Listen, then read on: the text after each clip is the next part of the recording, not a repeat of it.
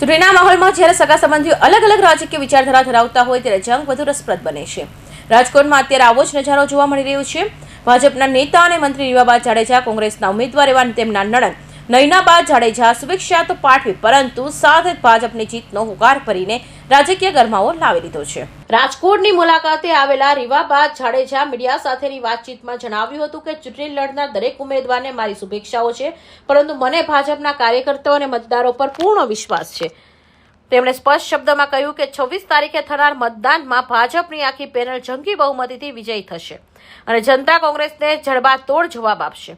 વધુમાં રીવાબાએ 17 એપ્રિલના રોજ કોંગ્રેસ દ્વારા કરવામાં આવેલા વિરોધને આડે હાથ લેતા જણાવ્યું કે તે દિવસે નારી શક્તિના સન્માન માટે સુવર્ણ અક્ષરે લખાઈ શક્યો હતો, પરંતુ કોંગ્રેસના વિરોધને કારણે તે કાળો દિવસ બની ગયો છે. આ માત્ર વિરોધ નથી, પણ દેશની 70 કરોડ મહિલાઓનું અપમાન છે.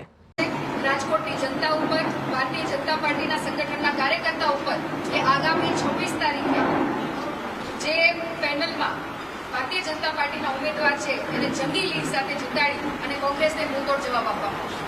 સામે પક્ષે રાજકોટ શહેરના વોર્ડ નંબર 2 ના કોંગ્રેસના ઉમેદવાર નયનાબા જાડેજાએ પણ ભાભીની શુભેચ્છાઓનો આભાર માનવાની સાથે રાજકીય પ્રહારો કરવામાં કોઈ કચક રાખી નથી.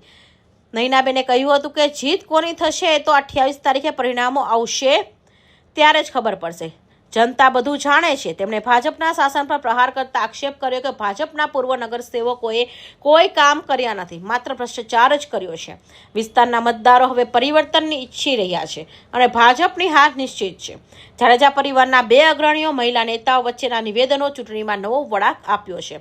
એક તરફ રીવાબા ભાજપના સ્ટાર પ્રચારક તરીકે મેદાનમાં છે, તો બીજી તરફ નયનાબા કોંગ્રેસના ગઢને મજબૂત કરવાની મથામણ કરી રહ્યા છે. ભાભી વીએસ નણંદની આ લડાઈ હવે માત્ર 2 પક્ષોની લડાઈ મટીને પ્રતિષ્ઠાનો પ્રશ્ન બની ગઈ છે.